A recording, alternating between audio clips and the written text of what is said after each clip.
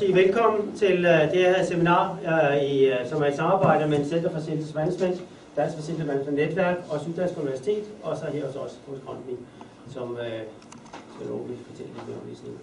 Velkommen til alle sammen. Min telefon står lige på, kan ringes, det kan være, der kommer lidt flere. Nu ser vi. Men det er dejligt at se så mange, der er dukket op.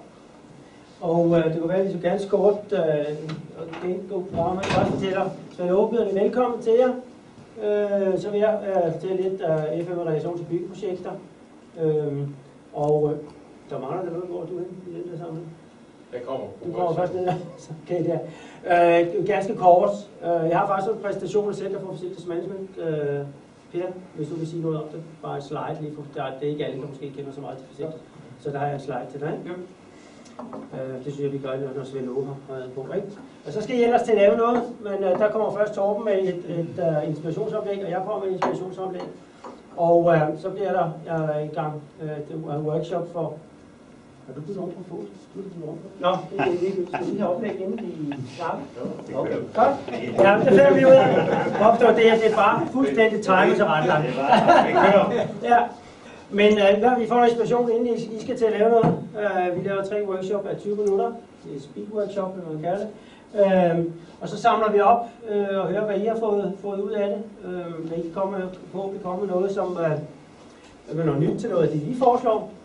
Og jeg kommer også på et tidspunkt og fortæller lidt om nogle af de ting, som vi lykkes med her i Grundtvig. Ja, reklamer og der er nogle ting, som vi kommer ind på, fordi det vi prøver at opnå med det her, som vi også går med de projekter, vi har lavet, og en værdibyggevejledning, som ligger ude på bordet.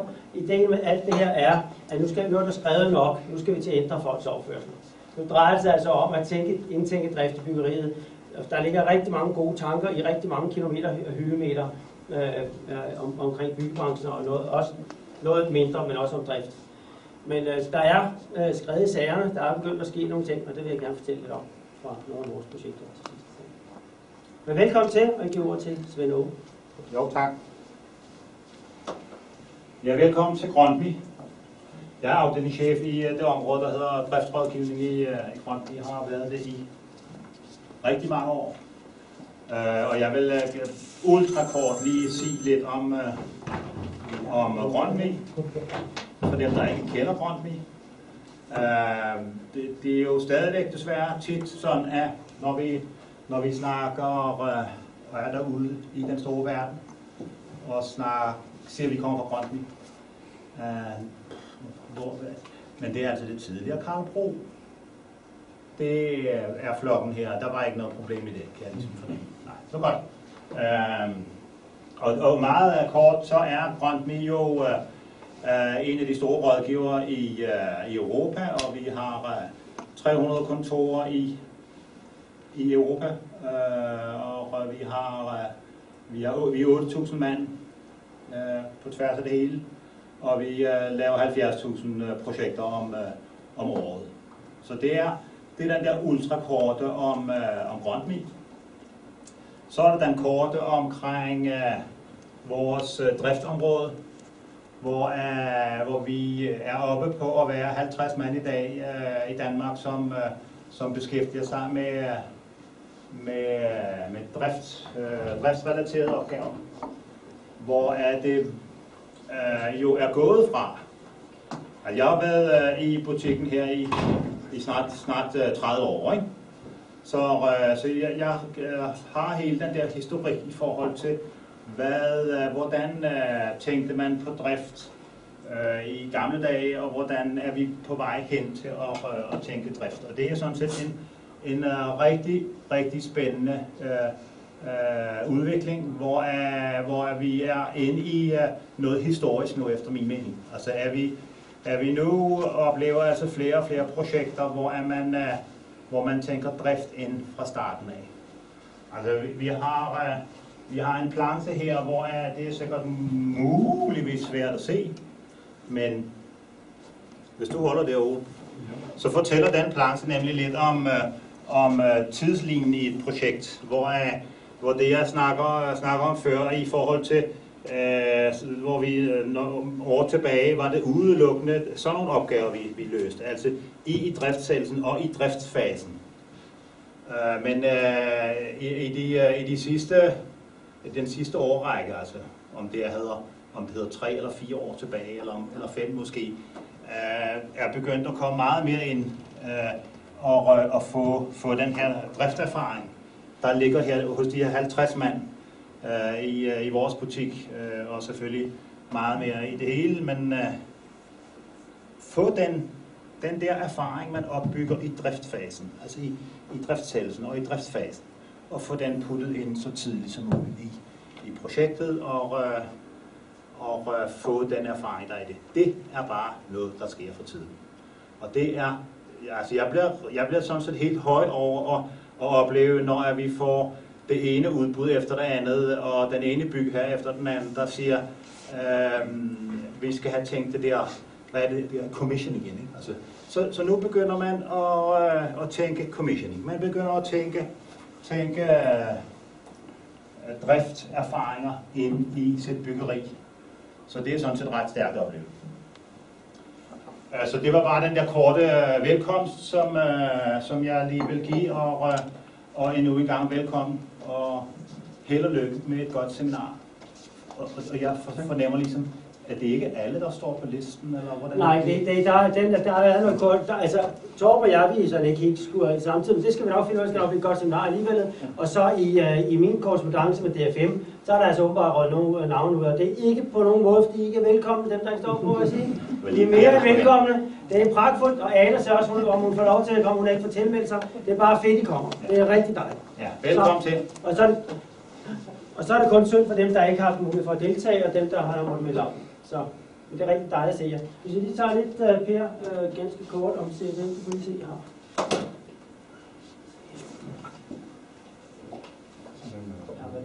Ja, det kan vi sgu gøre. Ja, yes.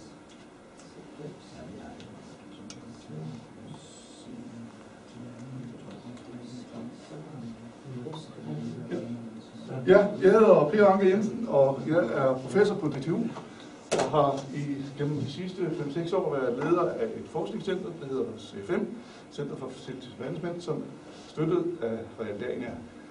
Vi er sådan i en overgangsfase. De har støttet os med en 25 millioner, og dem er vi ved at have brugt. Vi er stadig lidt under deres vinger. Men vi havde her i sommer et jubilæumsarrangement.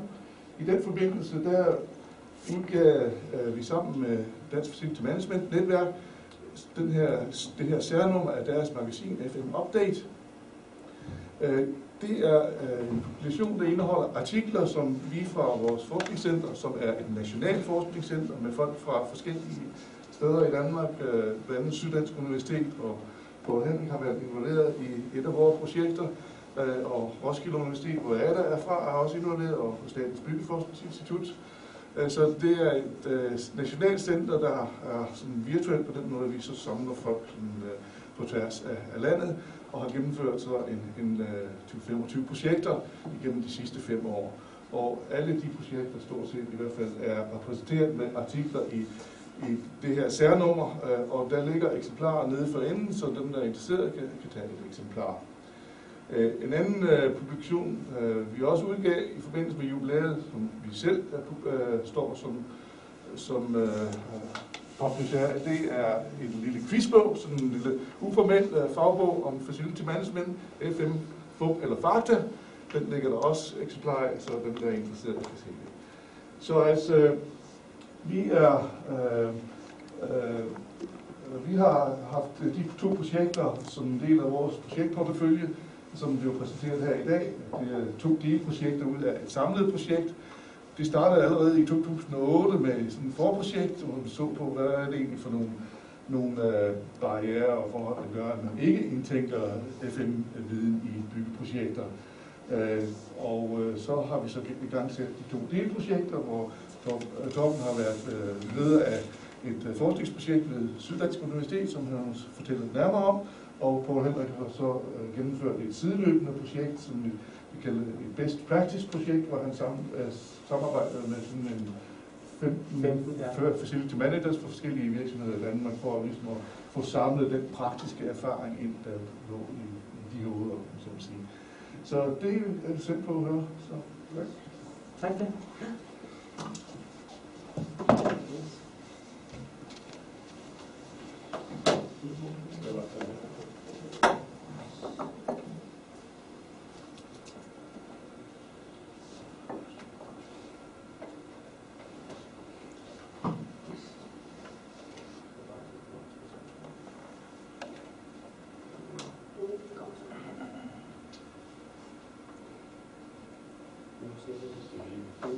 Ja.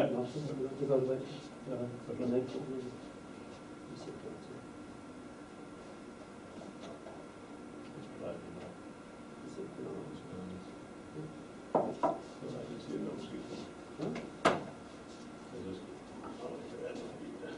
Ja. Ja, det var fint. Det er sjovt, det er ikke det, du viser på din skærm. Nej, det ved jeg godt. Det er fordi, det er en mærke. Ja, fordi det er en mærke. Ja, ja. Yes. Ja. Det er Island, det der. Det er terrænen der. Nej.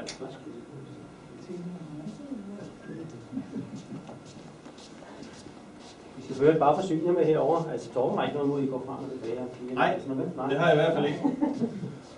Ja, tak fordi jeg måtte komme også. Torben Damgaard, jeg skulle også have haft Pia Storvang med. Hun blev desværre forhindret i at deltage i det. Men så tager jeg tjenesten i stedet for. Som Søren Johan sagde, så er det i løbet af de sidste år, så er der sket rigtig meget på det her område.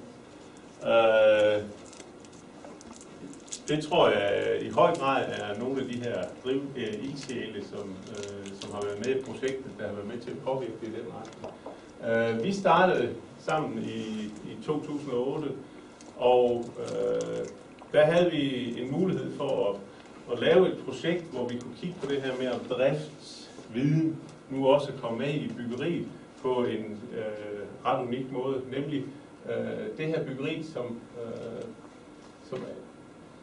der er et foto af her, eller hvad det nu er. Det er et virtuelt billede, eller hvad kalder man sådan noget? En rendering. En rendering, ja. Sådan kommer det nok til at se ud, og nu, lidt senere så kommer der et billede af, hvordan det ser ud nu. Det er ikke færdigt endnu. På trods af, at da vi startede projektet, så forventede vi, at det skulle være færdigt i 2012. Og det var helt perfekt, fordi så kunne vi komme det hele igennem. Planen er, at det åbner nu her i 2014, i maj måned, at der skal det stå færdigt. Og det der var godt ved det her, det var, at vi faktisk kom ind i idéfasen omkring et byggeri, og det vi gerne ville se på, det var, hvordan tænker man så drift i forhold til sådan en byggeri og sådan en byggeproces. Så det var en del af det. Som sagt, ja, der har vi så et billede af, hvordan det ser ud lige nu. Det er ikke helt den samme vinkel, men det er altså den trekant, der er her, som man kunne se på billedet før. Indtil videre, så ligner det de fleste andre glasbygninger. Men som man kan se her, så har Henning Larsen, som er arkitekt på det, har tænkt i, hvordan man kan kombinere det at have en skal på huset og så solafskærmning via de sejl, som sådan nogle 4 meter høje trekantede aluminiumssejl. De skal være med til at styre sollys og dermed også en del af varmen i bygningen. Det ligger nede på havnen i Kolding, det her, og er en af grundene til, at det der med sejl kom ind. Men hvis jeg lige skal gå lidt videre og fortælle den her historie op til, hvor vi er i dag, så har vi haft mulighed for at undersøge det her byggeri i næsten alle byggefaser.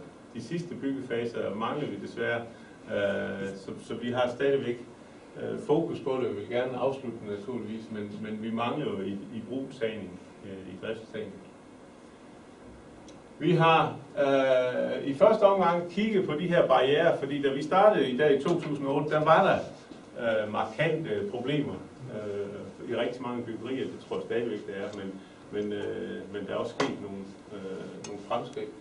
Og det havde Poul Henrik kigget meget på det tidspunkt, hvorfor man ikke i højere grad indtænkte FM-viden. Per Anker havde skrevet om det. Og vi kiggede så på via litteraturstudier og ved at følge den her proces de første år, så kom vi frem til en række barrierer, som kan være årsagen til, at man ikke får tænkt den her driftsviden med i projektering, byggeri, hele byggeprocessen. Dem skal jeg nok være med at gå igennem nu. De ligger i tidligere udgivelser fra CFM. Hvis man er interesseret i at få en dybere indsigt i hvad vi har beskrevet her omkring de barrierer, der er for at få driftsviden med. Vi kan sørge for på DFM hjemmeside, at der ligger vi, og dem der ikke, så der er nogen, der ikke er med på DFM, kan vi sende den til. Vi har en lidt digital den rapport, jeres rapport, ikke? Ja, fint. Ja. Og man kan sige, hvis nogen gerne vil gøre noget ved det her, så er der i hvert fald en række punkter, man kan gå i gang med. Men det er ret mange, og det er nogle af dem er lettere at gøre noget ved end andre. Der er en række strukturelle ting, og det er noget af det, som jeg vil prøve at sige lidt mere om. Hvis jeg lige skal foregribe, hvad der skal ske her den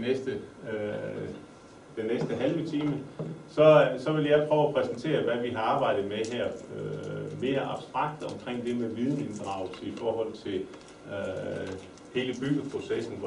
Hvorfor er det ikke kommer med, og hvordan er det, at viden kan komme med på forskellige vis. Så vil Poul Henrik fortælle om nogle af de redskaber og nogle af de modeller, som de har udviklet i best practice-delen. Og vi har undervejs sparet med hinanden og deltaget i hinandens arrangementer, og derfor så er der forhåbentlig en hel del, som man kan genkende på tværs af de her to præsentationer. Når vi lige har gjort det, og det tager en halv times tid, så vil vi gerne have jer til at arbejde med nogle af de her modeller, de her begreber, som vi har lavet, og der er en række spørgsmål, som vi gerne vil have jeres bud på. Men det kommer jeg tilbage til lidt senere. Vi kigger altså på barriererne i forhold til at indtænke driftsviden. Problemet er, at en hel del af det har der været arbejdet med rigtig længe. Der har været en række regler, der har været en række rutiner, der har været en række ting, som man har opstillet for at sikre, at man husker den her driftsviden. Men alligevel så har der været masser af eksempler på, at det ikke er blevet indtænkt på bedste vis. En af begrundelserne hænger jo sammen med, at det faktisk er en relativt kompleks organisation, et byggeprojekt kommer ind i. En af barriererne forklarer, hvordan at et byggeprojekt jo er afgrænset i tid, og man tager ligesom ressourcer ud, man tager folk ud fra forskellige virksomheder, fra forskellige entreprenører, murer, rådgiver osv., som til sammen så bliver lavet til en organisation, der skal gennemføre det her byggeri. Så et af problemerne, eller et af de udfordringer, man skal løse, det er jo, at man skal faktisk hver eneste gang, man har et byggeprojekt, så skal man have fundet ud af at sammensætte de her ressourcer. Og det tager man for givet, når man gør det, og det har man altid gjort på den der måde, så tager man det for givet. Men det er jo faktisk en relativt stor udfordring, fordi alle de her virksomheder, de udvikler sig jo ikke i samme hast. Der er nogen, der kan innovere hurtigere end andre, og derfor så bliver der ofte en række ting omkring sammenhængen mellem de forskellige virksomheder, og alle de virksomheder, som skal bygge byggeriet, skal spille sammen for at få det her til at fungere. Noget af det, der har været mest markant i det byggeprojekt, vi har kigget på, det er mængden af beslutninger. Hvis man kigger på mængden af beslutninger i sådan et byggeri, så er det ikke 500 eller 1000, men det er måske i virkeligheden 10.000, 50.000 beslutninger, som skal tages i løbet af den her byggeproces. Det kan jo ikke passe, fordi det gør vi jo. Vi tager de beslutninger, fordi vi ved, hvad vi skal gøre osv. Men problemet er, at det ved man ikke altid, og noget er reguleret, og noget er fra ens uddannelse osv. Og det er noget af det, som vi har forsøgt at beskrive i nogle af de her modeller, vi har med. Så hvis man skal have SDU Campus Kolding til at fungere, så har man altså en hel række af aktører her, der skal spille sammen, og som på forskellige vis har med hinanden at gøre og taler sammen. Det herlige ved et af barriererne, det er jo, at vi har en udbudsmodel, som i høj grad er styrende for, hvordan man organiserer det. Og det vil også sige, at hvis man nu lige har lært at arbejde sammen med nogen, så kan man faktisk ikke nødvendigvis arbejde sammen med den for det næste byggeri, fordi licitationen har kan betyde, at det er nogle andre folk, der skal med som aktører. Så der er en hel masse strukturelle faktorer, som gør, at viden og erfaringer ikke kan videreføres, som man måske bedst kunne tænke sig. Det har så nogle andre fordele, at man ikke bliver for gode venner, og det kan blive meget dyre og sådan noget, men der er både fordele og ulemper ved vores visitationsmodel. Så noget af det, vi kiggede på, det var, at det var den her sammensætning af virksomheder, organisationer, ressourcepersoner, at den her proces, som hænger sammen med jo nøjagtigt man til den her over, altså fra idé til ibrugtagning af byggeriet, hvordan forandrer de personer, de virksomheder, som skal få det her til at virke, hvordan forandres de hen ad vejen? Og der har vi forsøgt sådan at tegne generelt op ved at kigge på, hvad der sker i de forskellige byggerier. Og man kan jo se, at der er virkelig stor udskiftning i, hvad er det for nogen, hvad er det for nogle organisationer og virksomheder, der skal få det her til at fungere. Det i sig selv betyder, at hvis nu at dem, der havde viden om drift, de var med i starten, så er det måske længere hen i processen. Det er det så typisk, eller det vi så tidligere her, det er, at man typisk havde folk, der vidste noget om driften med til sidst, og derfor så glemte man at få det med på idéfasen. Men det er det illustrerer her, at jamen, det er jo ikke noget, man bare kan bestemme, fordi der er faktisk forskellige behov i løbet af byggeprocessen, der gør, at det er forskellige organisationer og firmaer, der er med. Jeg håber, I er med på lige at følge den her sådan, forsøg lige at op i helikopteren og se på, hvad er det egentlig for nogle processer, hvad er det noget, der foregår, og hvordan skal viden så kunne komme ind? Kunne du ikke lige forklare, hvad de der knopskydninger er for noget? Altså, det er hver eneste gang, vi er i gang med et eller andet her, så kan en knopskydning, det kan være et andet byggeri, eller en anden projekt, eller noget man for eksempel finder ud af, at vi kan bruge de her, hvis man nu tager de her store trekantede vinger. Da det her byggeri blev valgt arkitektkonkurrence, så var det bare et helt fast mønster, som en fast struktur, der sad udenpå. Og så undervejs, så kommer man til at diskutere, om man kan lave andre ting. Så man finder ud af, hvad det produkt, vi har brug for her, kunne måske tænke det sammen, at man både havde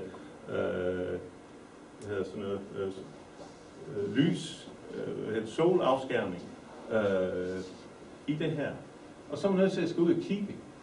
Altså en knopskydning kan være, at man får en brugeridé eller en arkitektidé, så går man ud og ser andre steder, hvad kan egentlig lade sig gøre.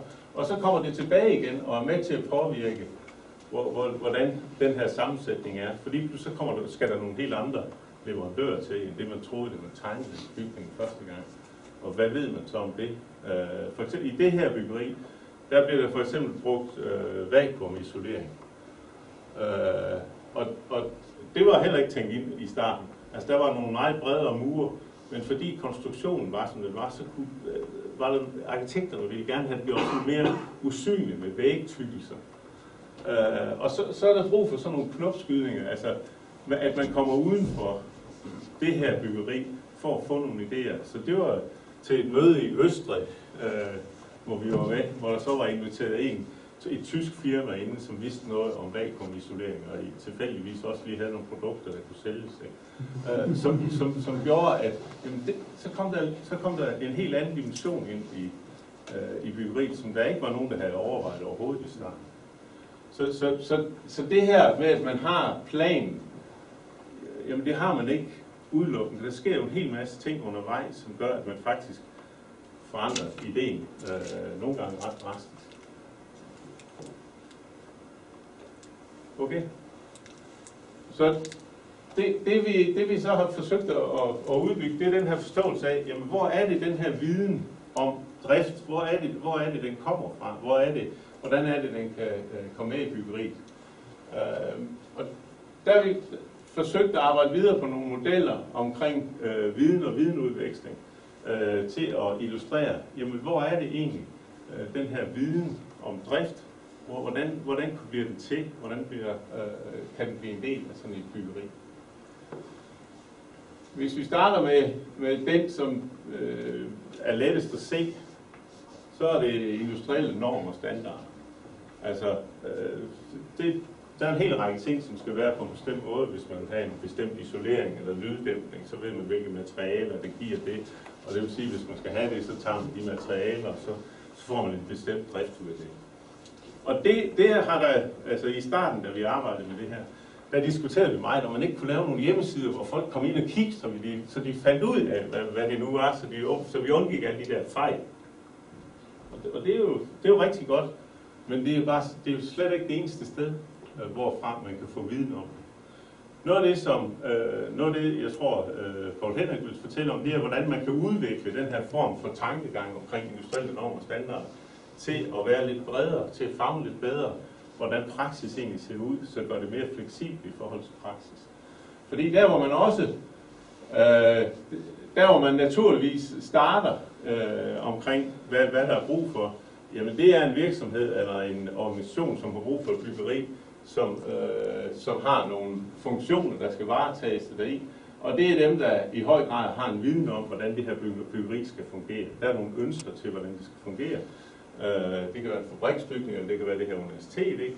Universitetet siger, nu mangler vi nogle kvadratmeter, det skal være et åbent universitet og sådan nogle ting. Og det kan man beslutte her, og det har en masse konsekvenser for, hvilken drift kommer der så, og vil være relevant at vide om. Hvilken viden skal man trække ind. Derudover, så vil der på det organisatoriske niveau, det vil sige dem, der er direkte involveret i det her, der vil også være en række personer, som har viden. Det kan være kunderne, der spørger. Det kan være brugerne. Det kan være nogle specialister inden for rådgivning, som arbejder med noget andet måske, men som kan være bidragydere i forhold til det her. Det kan også være her hos Grundtvig, at I har en driftsafdeling, men nogle gange så får I en eller anden udfordring, det handler om energieffektivisering, som I måske kan hente nogle løsninger til hos nogle af de andre kolleger, som egentlig ikke har været inddraget i det her, men som er i sådan midlertidigt kan trækkes ind. Det der, hvor de her 50.000 eller 100.000 beslutninger bliver taget, der hvor de primært har deres løsning, eller der hvor de bliver taget uden at man tænker over det, det er via det, man kan kalde kollektiv praksis.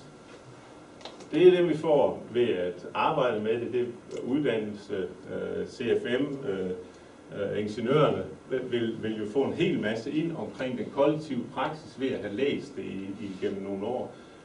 De personer, som arbejder med det, vil have en kollektiv praksis. Så man ved, okay, vi skal lave det her rum, der skal være vinduer i den her retning. Okay, så kommer solen til at spille den her rolle. Det ved man, det behøver man ikke at skrive ned og sige, så laver vi en plan for det.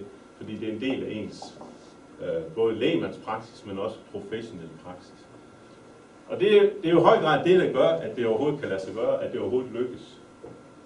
Hvis ikke det her det spiller en væsentlig rolle, så vil det ikke lykkes. Hvis man kun gjorde det her over.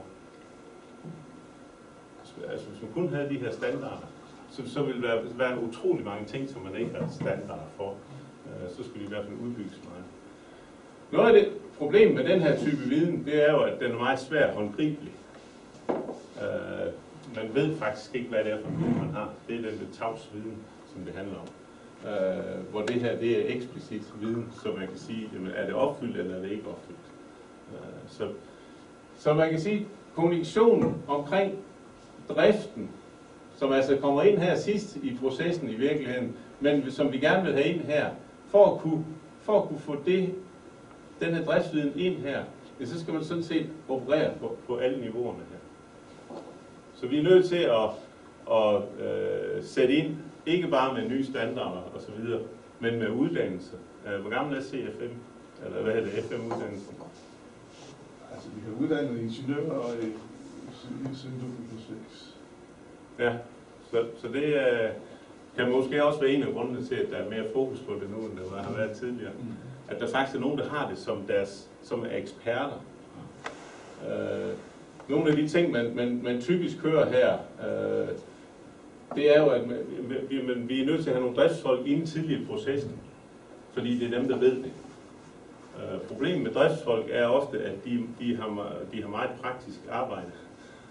Og derfor, når de så kommer ind i idéfasen eller projekteringsfasen, så bliver der ikke lyttet til dem på samme måde, som man lytter til en rådgivende ingeniør, eller hvad det nu kan være.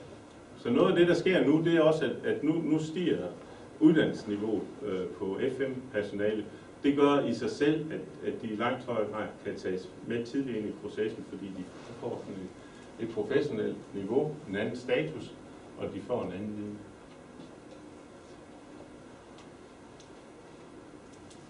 Det vi så har kigget på, det er, at den her model, der betyder de forskellige typer af praksis, de betyder forskelligt, afhængig af, hvor vi er i processen. Og det vil sige, det er noget af det, man skal være opmærksom på, hvis man er bygherre, at man måske i første idéfasen, der hvor man beslutter, at man skal bygge, der handler det utrolig meget om ideen med bygningen. Hvad skal den her bygning kunne, og så videre. Og der er det med viden om drift, det er meget svært at definere. Det er noget, det I kan prøve at se, når vi får et workshop her. Hvordan arbejder man med det? Når vi kommer længere hen af, så nu er de er sat tilfældigt, ikke tilfældigt, men det er en type af byggeri, der vil se sådan her ud. Forskellige typer af byggerier vil have forskellige sammensætning. Rigtig mange vil have masser af institutionelle regler og normer, og som jo bestemmer noget om, hvordan man projekterer eller programmerer og projekterer bygningen. Men der, hvor det får en konkret betydning her, om de er medtaget, det er, når man begynder at bygge. Så modellen her er altså en illustration af, at når man sådan skal hæves op i helikopteren og skal have driftsviden med, så er der rigtig mange tangenter at spille på. Og det er måske en af grundene til, at man ikke gør det, som alle synes er fornuftigt. Nemlig tager driftsfolk og driften med fra starten af. Det er meget kompliceret at arbejde med. Ja, den tror jeg, vi gemmer. Det kan være, at vi kan komme tilbage til den efter workshoppen. Men Poul Henrik, vil du ikke prøve at sige lidt om nogle af værktøjerne? No. Jeg vil sige først, jeg vil lige give jer 5 minutters pause, så er jeg muligt for at tage nogle af de kager derovre, for ellers skal jeg slæve, jeg ved ikke, hvor mange med hjem, og mine drenge er flyttet hjemmefra, så det går bare ikke. Så forsyn jeg egentlig 5 minutter, så er jeg på. Yes. Jeg vil fortælle om den del af projektet, som kalder implementering af driftet byggeri med best practice, eller vi kaldte det projekt 2 dengang.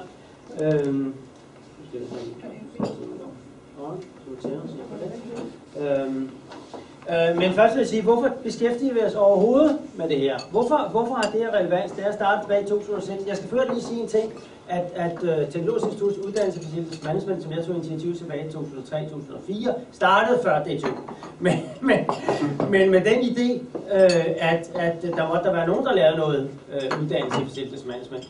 Den kører den dag i dag, og nu er det meget, der hovedunderviser. Reklame, Teknologisk Institut. Vi kører 4 internater og 3 dage, så til den nette sum af 66.000. Så også nogen har lidt for penge på det. Så er det bare om næste hold, lige startet her i oktober måned, og jeg skal slutte hold nummer 12, slutter det til december med deres eksamen. Så endelig, der er kigget på Teknologisk Instituts hjemmeside. Ja, det var et tidsspring. Men hvorfor kigger vi overhovedet på det her? Tilbage i 2006, der var det ligesom, jeg synes, at det var, altså jeg havde hørt så mange driftsfolk efterhånden klage over folk, der arbejder med facilitetmanagement, klage over, nu er det igen, der er noget, jeg ikke kan gøre i. Eller det er der fuldstændig, og hvordan hovedet kunne finde på det. Jeg siger, hvis det her nu, er det rigtigt for det første? Er det rigtigt, det jeg lytter mig til? For det andet, hvis det er rigtigt, hvorfor man ikke gjort noget ved det? Hvad betyder det, hvorfor man ikke gjort noget ved det? Så Per Anker og en række andre inviterede til en workshop tilbage i 2006, for ligesom at sige, er det rigtigt det her? Og vi bliver enige om, det er rigtigt set. Det er rigtigt, og det betyder meget. Og vi bliver også enige om, at det man kunne bruge rigtig meget tid på, det er at snakke om alle kvejstregerne. Det er vi blandt gode til, især drift var rigtig gode til at snakke om det. Jeg kunne få bare 5 af dem herinde, så kunne snakke om det til jul. Ikke? Men det rykker ikke så voldsomt meget. Ja. Hvorfor er det her betydning? Hvis du kigger på et livsforløb i en ejendom, du siger bare, at vi kører 30 års drift, de fleste håber, eller har vi brugt forhåbentlig noget mere. Hvis du kigger på, at I kender det der, jeg kender den der cirkel med, at hvis man nu bruger en enhed til at opføre og aflevere et byggeri, så bruger man typisk 10% til at projektere, planlægge, og så typisk omkring kontorbygninger siger vi gerne, at det koster 3 gange opførelsesomkostningerne efter 30 års drift. Lad os lade med tanke om, at vi har et kontorhus på 10.000 kvadratmeter. Det er ikke så voldsomt dyrt, det er 15.000 kroner kvadratmeteren. Så bygger vi 150 millioner. Vi planlægger for 15 millioner, 10%. Og så bruger vi det i 30 år, der bruger vi 450 millioner kroner. Nu er vi bare i videre til så lidt sindige, at vi putter mennesker i huset. Som jeg nogle gange siger, når jeg har set noget udbudsmateriale, skal det bruges bagefter. Og så bliver folk mærkelige på en, som siger, det kan jeg ikke læse udbudsmateriale, det skal bruges bagefter. Det skal selvfølgelig. Så vi putter 400 mennesker i, vi giver dem et løn om året i 30 år, og så siger vi 4,8 milliarder. Se, så nu er der penge på, nu er der penge, altså 150 millioner er jo ingenting i den sammenhæng. 4,8 milliarder. Godt nok over 30 år, men det er en sum. Lad os lege med tanken. Den tanke, at vi bruger 10% mere til at gå efter et drift- og brugervenligt byggeri. Det vil sige, at vi skyder 1,5 million kroner i det her byggeri. Yderligere i projektering og planlægning. Hvis det nu betyder, at vi får en drift, der er 10% billigere, og alle undersøgelser viser, at det her det er altså skudt meget, meget lavt, så får vi altså en besparelse på 45 millioner kroner over 30 år, det vil sige, at vi har 1 års tilbagebetalingstid. Men nu kigger vi så på, hvad vil nu de folk, der er i huset? Hvad hvis de nu bliver lidt mere effektive? I ser jo gerne det her, sådan et par gange om året, så dukker der en artikel op, omkring, vi taber milliarder, samfundet taber milliarder af kroner om året på grund af dårlig indeklima. Genkender I overskriften? Sker der noget? Ikke voldsomt, men lad os så sige bare, at det betyder et 5% løft i produktiviteten for en given virksomhed. Så har vi en gevinst på samlet gevinst på cirka 300 millioner kroner af et indsats på 1,5 million.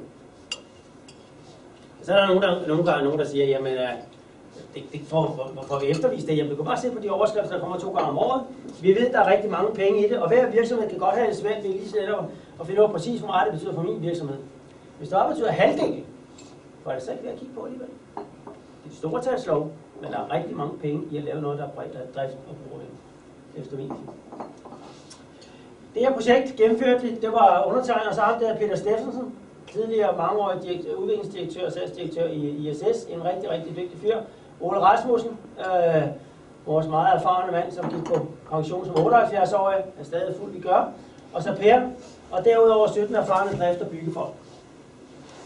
Og vores udgangspunkt var blandt andet det, som Torben fortalte om før, og som sagt, den rapport, den vil vi lægge, det får vi lagt på DF5's hjemmeside, og dem, der ikke er med på DF5, kan lige sige til og skrive mig med.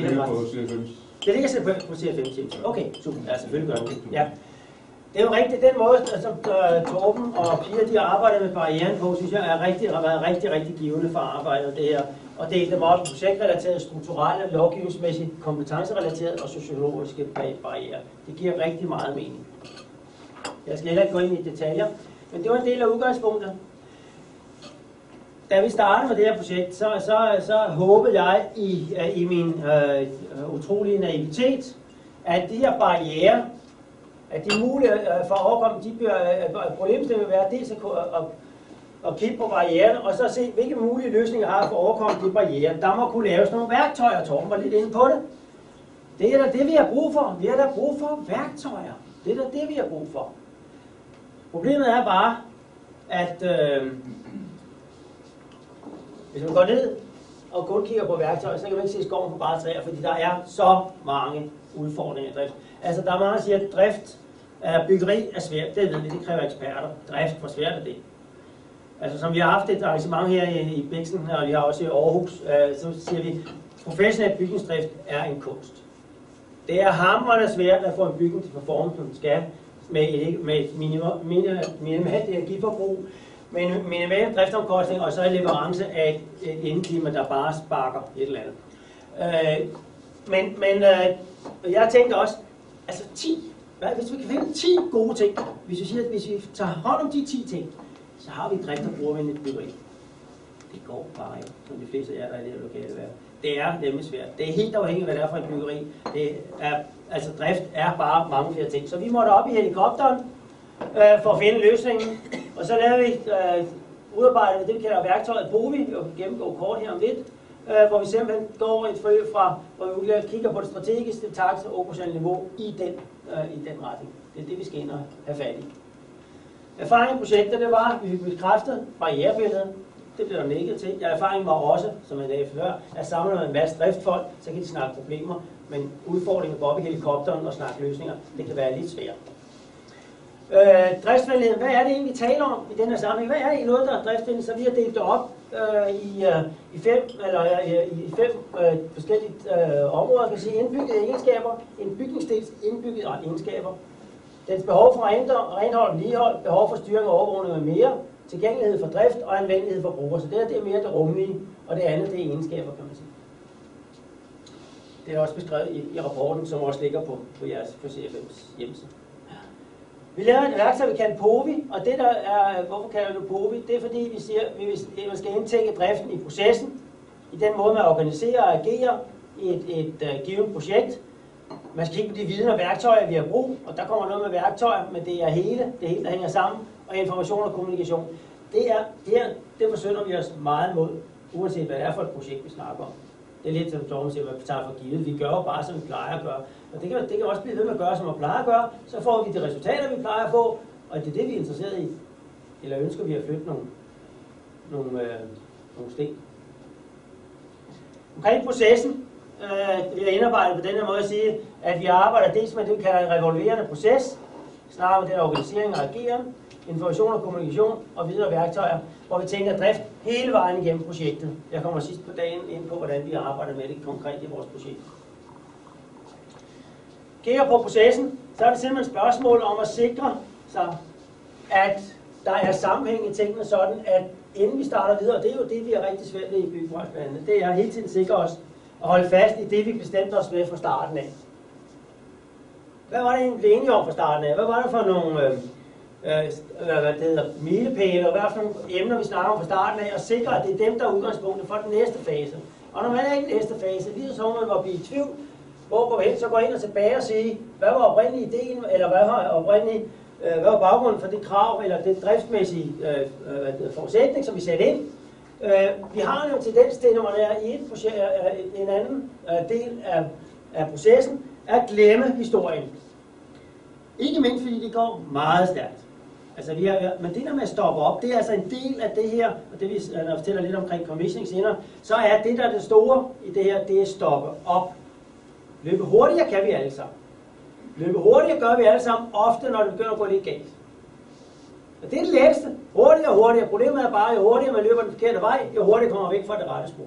Og det er altså dyrt. Men det er vi bare tendens til i byggebranchen. Stop op. Stop op. Jamen, jeg har 10 mand på pladsen. Dine 10 tønder skal sætte gipsvæg op. Jeg er ligeglad. De er opfuglet. Du bygger dem ikke ind. Er det sådan, det foregår? Nej, ikke helt. Men det er der altså rigtig meget værdi i. At tænke hele vejen igennem. Tænke i en revoluerende proces. Så skal vi tænke over, hvem er det, vi putter ind i projektet. I kan læse mere i rapporten. Nu kan jeg lade den mening skal læse alt sammen her, men det er simpelthen, at vi har lavet et forslag til, hvem er det, der skal med i det i fasen, program, forslag og projektering, udførelse og i driftsætning. Lidt i retning, det er Torben, nogle af Torbens modeller også, deres modeller, Torben Papirs modeller. Og der er beskrevet de forskellige roller, men det eneste er ligesom, at vi trækker frem, det er det, vi kalder en linking pin, i det engelske eller amerikanske begreb, som altså er en person, der er med i projektet hele vejen igennem og sørger for, at alle driftsforudsætninger fastholdes hele vejen igennem projektet. Så skal vi huske, når vi organiserer og agerer, at vi er forskellige mennesker. Det er bare for noget, der hedder HBD, eller Whole Brain Model, Thinking Model. Det er bare det, jeg har certificeret, så selvfølgelig hiver den frem. Det synes jeg er det allerbedste filværktøj, der findes. Men husk, vi er forskellige mennesker. Vi tænker forskelligt, og ikke alene har vi forskellige succeskriterier, vi har forskellige roller, men vi tænker også forskelligt. Jeg vil meget gerne fortælle om det senere i dag, det skulle være. Men bare for at illustrere, at vi skal huske, at vi er forskellige mennesker. Det vil sige, og vi taler hver især ud fra, altså jeg taler i den sammenhæng, taler jeg ud fra et rødt og et tankeperspektiv. Så jeg sælger med hjertet, og jeg kan ikke forstå, jeg glemmer meget ofte, hvis jeg ikke passer sammen, økonomi og planlægning, hvis ikke jeg passer på. Bare på og det prøver jeg at sælge til byggefolk. Byggefolk, som står hernede, som står Jeg ved, hvordan man bygger. Sådan har jeg gjort i 25. Eller var det Svend Aase, han har været 30 år. Det er ikke nødvendigvis en fordel om, han har. Men det er husk det der. Så jeg taler, hvis jeg ikke tænker mig om, så taler jeg forkert til dem. Det er bare lige, det var en sidebemærkning. Viden og værktøjer, det var så noget af det, som jeg ikke gik videre med. Men det var, hvor jeg havde den der naive tankegang af, at hvis vi nu har de forskellige parter i givet byggeri, og vi har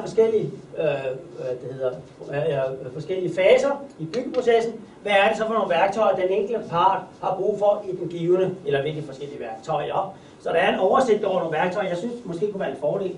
Men sagen er i sidste ende, at det er et andet tankesæt, vi skal have. Og Realdania stoppede også og sagde, er du sikker på, at du ændrer folks opførsel ved at lave alle de værktøjer? Nej, det er ikke nødvendigt. Eller det er nok ret sikkert, det gør man ikke. Der findes masser af god litteratur, masser af gode værktøjer på nettet i forvejen. Tænk på, lad os lave en driftportal. Lad os lave nogle flere værktøjer. Det er ikke rigtig vejen, men der er måske nogle idéer, som nogen kan have glæde af det. Og så viden og værktøjer. Jeg er ret sikker på, at den digitale udvikling, den kommer til at hjælpe os med indtænkning af drift. Når man kan visualisere, simulere driftssituationer, så kan man gøre det over for dem, der har penge på dem. Se, for eksempel bare sådan noget, som vi oplever rigtig mange gange. Jamen, vi skal bruge en lift, men enten kan det ikke komme ind, ellers kan det godt komme ind, men gulvet kan ikke bære. Eller også kan gulvet bære, eller kan dække bære, men ikke gulvbeklædningen.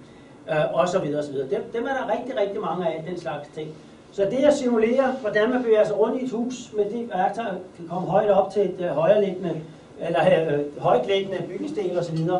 Jeg er helt sikker på, at den digitale udvikling vil hjælpe os. Så var det information og kommunikation.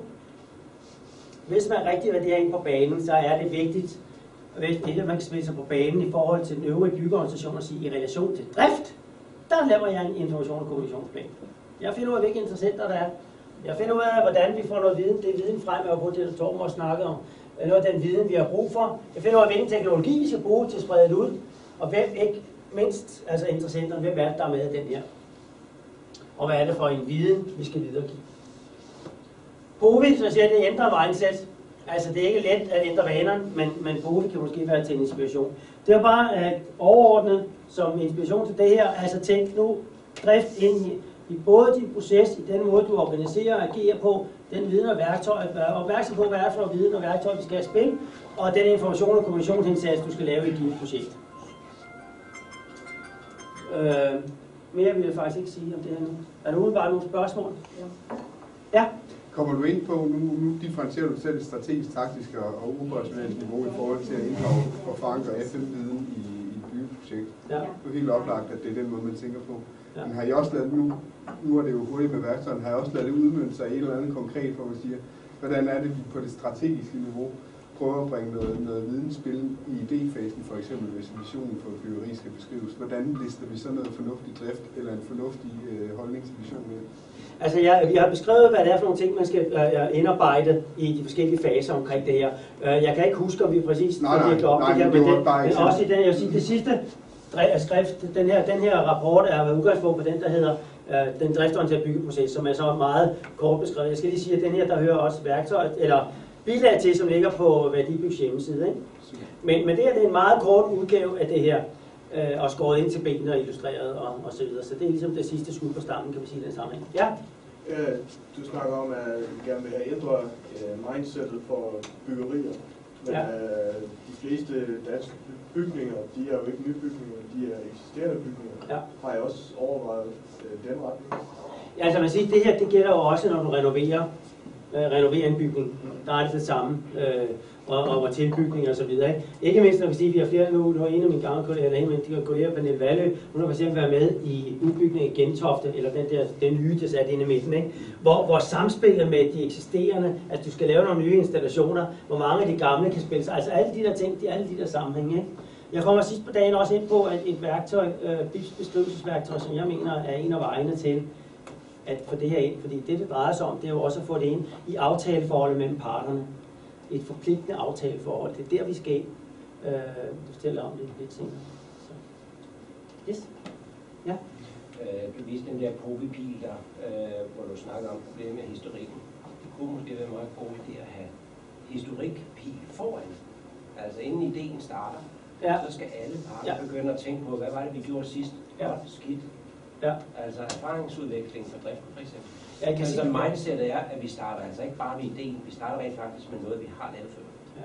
Hvis vi havde et møde med bestyrelsen i DFM, og der var der også en, der er bestyrelsesmedlem, så sagde, at vi skal faktisk have hele ringen med, fordi vi skal også finde ud af, hvordan kan vi indsamle driftsviden i vores daglige drift. Altså, og det er ikke med let. Den der erfaringsopsamling, den er guld værd. Spørgsmålet er bare, hvordan vi har snakket om at lave et projekt, hvor vi prøver at finde ud af, hvad er det for nogle viden, der er det allervigtigst. Hvordan indsamler vi den, og hvordan lærer vi den på en sådan måde, så den også kan bruges, når den skal bruges. Og det er meget stort, men det er helt rigtigt. Det er vigtigt at få folk ind i banen. Det vi fandt ud af, da vi startede på, det har Torben også, de har også beskrevet i rapporten, at der er nogle sammenhænge, og det så vi også på workshop i 2006, der er selvfølgelig tænkes, der er noget drift ind. Der tænkes noget drift ind i dag. Det er bare helt afhængigt af dem, der er med i processen, og hvad de har været udenfor for nylig, så det stadig kan huske det. Men nu er det faktisk sådan, og det fortæller om det senere, altså vi får faktisk arkitekterne til at ringe os op og sige, nu skal vi i gang med det. Hvad er de driftsmæssige konsekvenser? Eller vi har selv tænkt det er faktisk lykkes. Det ved jeg. Vi er, som sagde, som nogen sagde, vi er på vej. Så det fortæller om det senere. Yes? Ja. Så kunne vi godt tænke os at lave et træk her i midten, inden der bliver sådan fokuseret endnu mere på nogle konkrete tips og modeller. Nej, det behøver jeg faktisk. Ja. Og vi kan jo selv... Det er første del, vi skal ikke have den anden. Nej. Den her kan det jo i hvert fald. Ja. Yes. Vi har lige så,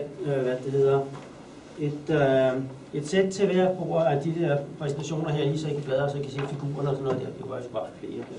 Nå. Yes. Men jeg vil gerne tage fat i den sidste bemærkning her. Altså hvordan det der med at tænke driften ind meget tidligt i processen. Nu har vi flere gange haft hele byggeprocessen fra idé til idrifttagning med på banen. Og det er jo i høj grad et spørgsmål om, hvad kan man sådan planlægge forud. Meget af det, som vi har talt om her, det er jo i høj grad noget, folk de ved, men de er faktisk ikke helt sikre på. Altså, noget kan man skrive ned, noget andet, det ved man, fordi man har erfaring. Så det er ikke altid let at få frem, medmindre du står i en situation, hvor det er brugbart. Så noget af det, der er helt afgørende her, det er jo at få involveret de personer, som har en viden med sig, enten fordi de er uddannet, eller fordi de har erfaringer. Hvad er det for nogle personer, der i de forskellige faser af projektet har den her driftsviden? Det vil vi gerne starte med. Det er ganske simpelt. Der er sådan nogle små inspirationskort her, som I kan overveje, som I gerne må bruge til at udfylde, hvilke personer kan indtænke driftsviden i de enkelte faser af byggeriet. Så nu har I modellerne på, og om I laver 5 faser, eller 7 faser, eller hvor mange faser I nu laver. Men skriv faserne op, og så prøv at konkretisere, hvem er det egentlig, der kan indtænke driftsviden i den her proces. Jeg vil gerne prøve at give 2 eksempler, inden vi går i gang. Det ene det ligger meget tæt på det, som Poul Henrik sagde, omkring skiftning af pærer i den nye bygning, som vi er i færd med, og som vi har undersøgt her. Det er en bygning, der er 24 meter høj i atrium. Og derfor er der visse udfordringer, specielt de steder, hvor man ikke sådan kan nå fra etagerne ud til for eksempel at skifte pærer. Undervejs i den her proces, det er jo klart driftsspørgsmål, så der kunne man selvfølgelig have spurgt nogle af driftsfolkene. Men der var til et bygherremøde, hvor arkitekten blev spurgt, hvordan kan man skifte de her pærer. Så sagde arkitekten, jo, nu skal I høre her. Hertz, de har en, hvad hedder sådan, spider et eller andet. Spejderlift, ja. Ja, spejderlift. Der kan man komme op i 24 meter. Den vejer så mange kilo.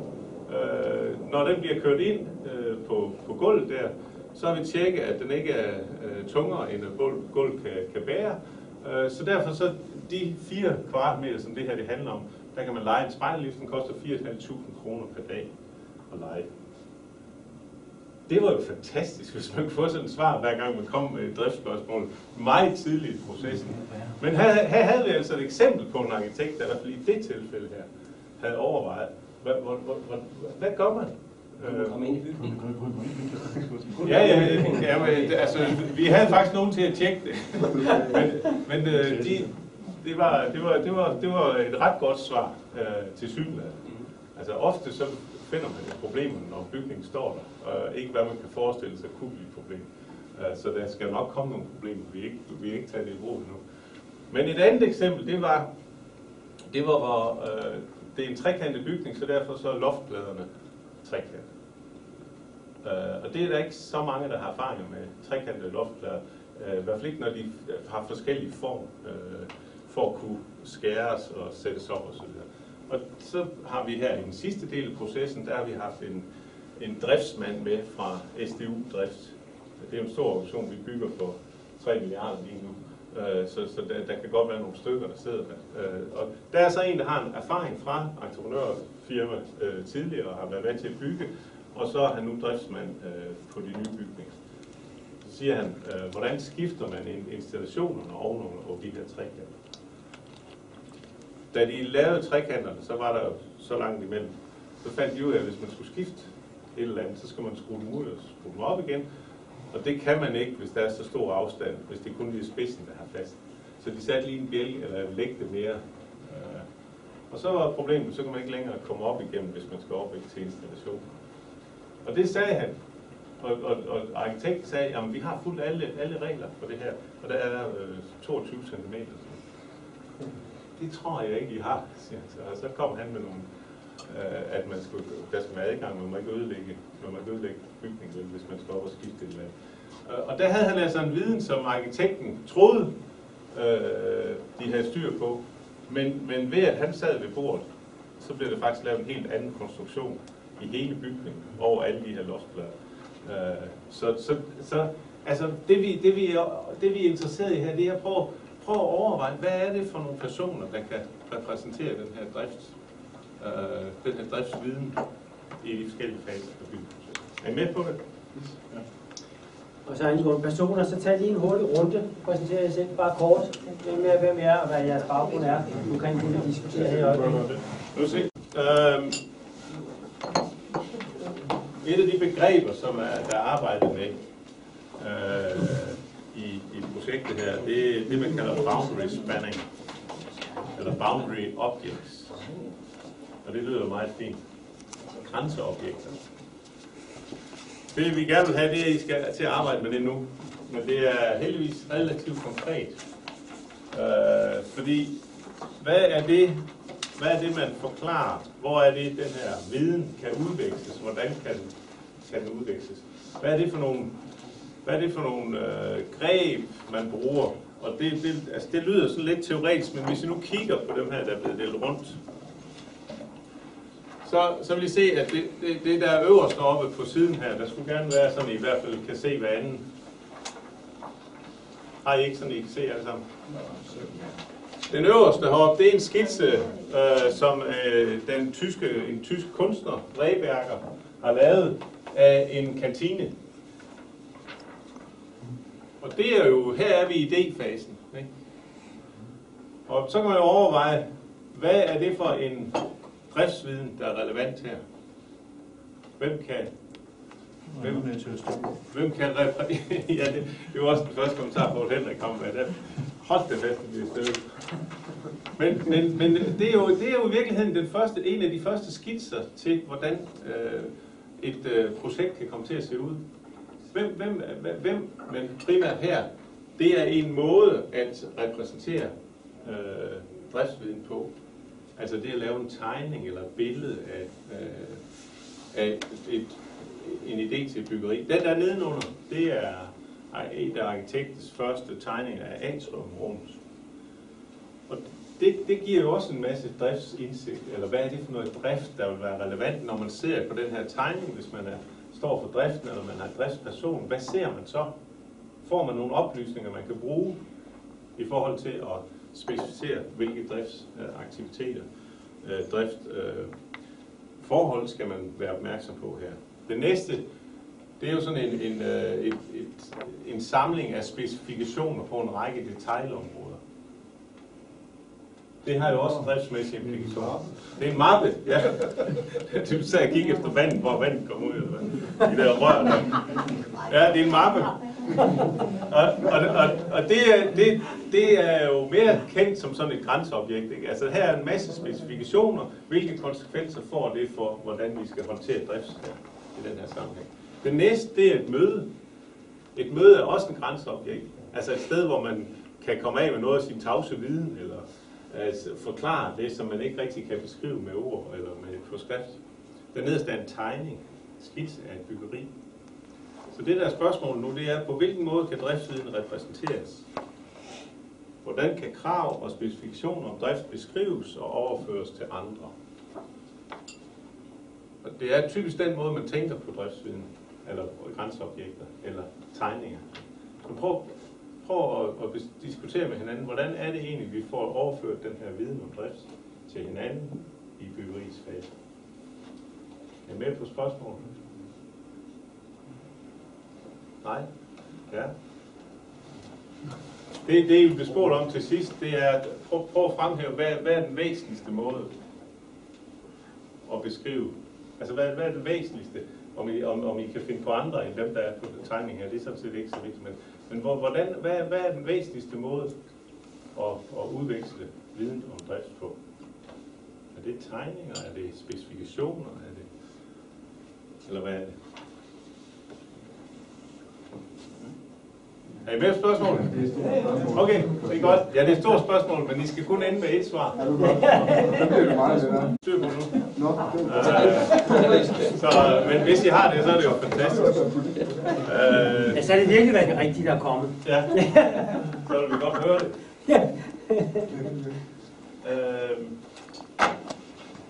Hvis I skriver ned til det her punkt, så må man gerne skrive et par ting på, hvis man synes, der er et eller andet, der skal prioriteres. Men man kan jo overveje det her, hvor langt det går. I Region Syddanmark, der har man jo lavet mock-up af en hel del af et sygehus, det nye sygehus, hvor man forsøger at lave et sygehus, som på alle driftsmæssige områder er uafhængig af de andre enheder. Det vil sige kloakering, elforsyning osv. At det bliver små celler, der har hver sin driftsmæssige enhed. Det kræver nok, altså jeg kan i hvert fald ikke lige gennemskue, hvad det får af konsekvenser, men der må være nogen, der tænker nogle nye tanker. Og der, for at kunne gøre det, så laver man mock-ups. Så bygger man hele enheden op for at se, hvor er det giver problemer, hvor giver det ikke problemer. Så det er jo også en måde at have et boundary-objekt. 400 ventilationsanlæg eller sådan noget bliver det vel ikke på det. Kan I forestille jer service? Det var en der kan man tale med Kirsten dernede fra. Det er de ikke helt tilfreds med. Nej, jeg skal ikke. Skal jeg hilse at sige. Men det er jo en måde at arbejde med. Hvordan kan man så arbejde med driftsviden her? Ja, vi bygger det i et eksemplar, og så ser vi, okay, hvordan kan vi så arbejde med det? Så kan det være, at man finder ud af det, at man ikke skal have fuldstændig adskilte enheder, men måske delvist adskilte enheder. Men så kan driftsviden måske komme ind og give den konklusion. Så det er jo også en måde at arbejde konkret med sådan et grænseobjekt. Det sidste, vi gerne vil have jer til, det er at arbejde med, nu skal jeg lige se, om det er rigtigt, jeg er fat i her.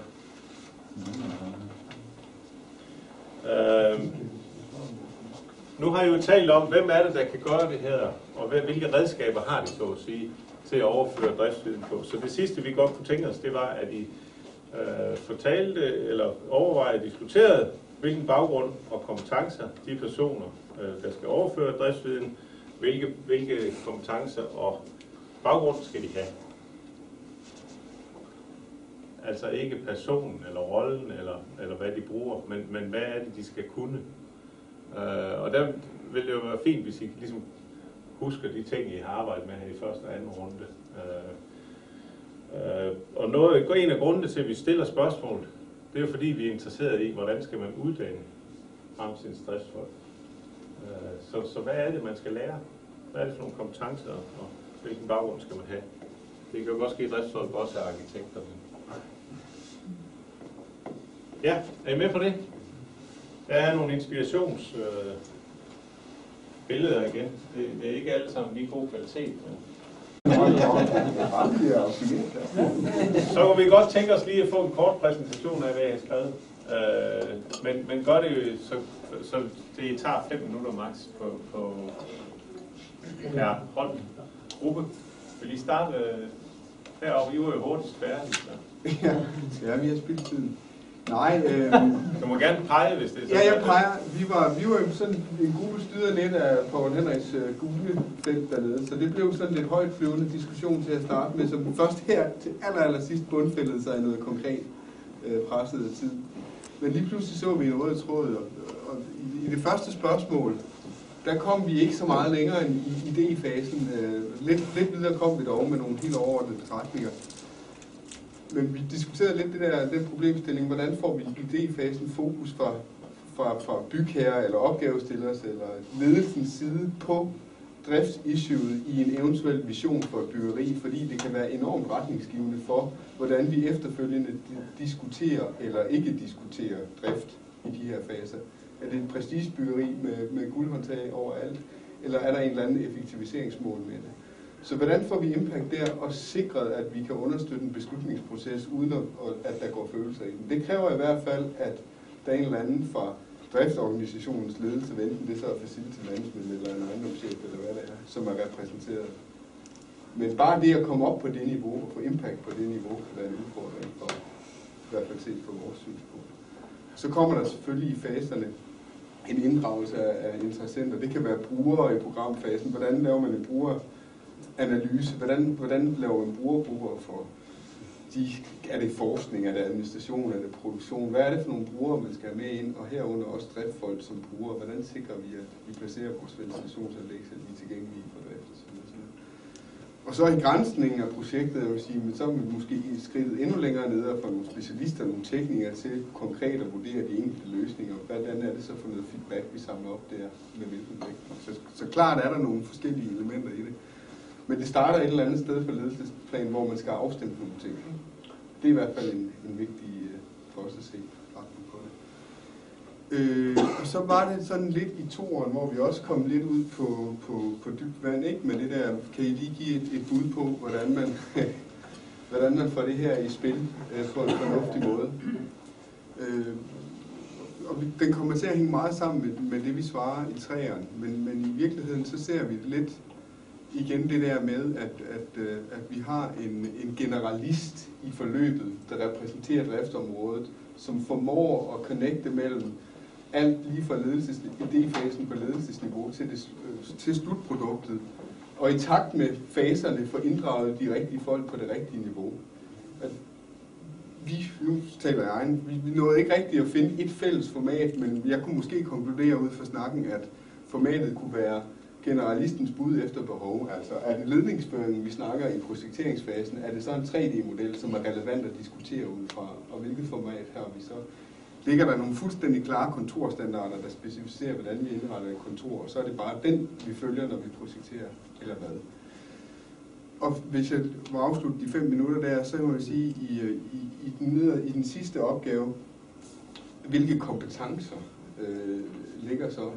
Jeg vil sige, i den helt indledende fase, der er altså generalistens evner inden for kommunikation og det at koge sammen på driftstekniske problemstillinger og få dem belyst, uden at det bliver følelsesladet i en eller anden idéfase, hvor man skal have skabt en retning. Den er i hvert fald ekstremt vigtig, fordi uanset hvor meget teknisk viden man så måtte sidde inde med, der var driftsrelevant, hvis ikke den kommer ud over tærsklen på direktionsniveau, så har den ikke sin gang på jorden. Så bliver det bare et element, der skal løses i takt med projekteringen. Så en lang historie kort, så endte vi jo hele tiden ved en eller anden form for generalistfunktion, så vi kunne regne baglæns i vores svar i et eller andet, som en eller anden tovholder i processen. Det var sådan lidt et overordnet svar, men det var der nogle af de tanker. Det var lidt nogle af de tanker, vi har gjort os, altså forholdet det at spille ind. Ja. Er der nogen, der har kommentarer eller spørgsmål til det? Hvem kan være generalist? Altså, hvem har evnen til det? Vi vil jo for vores vedkommende vil vi jo pege på os selv. Vi repræsenterer ledelsen i facility management, og vi prøver på at samle op vores driftserfaringer, fordi vi også har haft gummistøvler på og været nede og renovere varmecentraler, og også haft slipsen på op og præsentere nogle relativt usexede ting på direktionsniveau, og måske forstår det der taktiske spil, der er billedet mellem det operationelle og det strategiske. Det kunne være et bud, men det kan jo være mange forskellige. Det kan være rådgivere, som man forstår at inddrage, som har en eller anden spidskompetence inden for det her.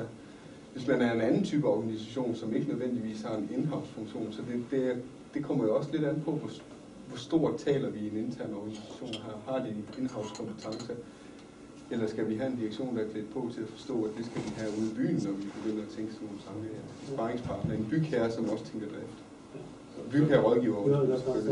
Så kort sagt, hvis jeg nu skal forstå det der med grænseobjekt, så det I faktisk foreslår, det er, at det er de FM-folk, der kan være generalister, der spiller den væsentligste rolle.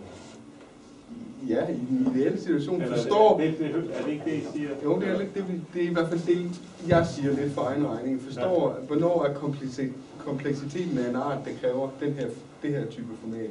Så man kan binde de der konkret, specifik viden om operationer, og så et ledelsesniveau sammen. Ja. Okay.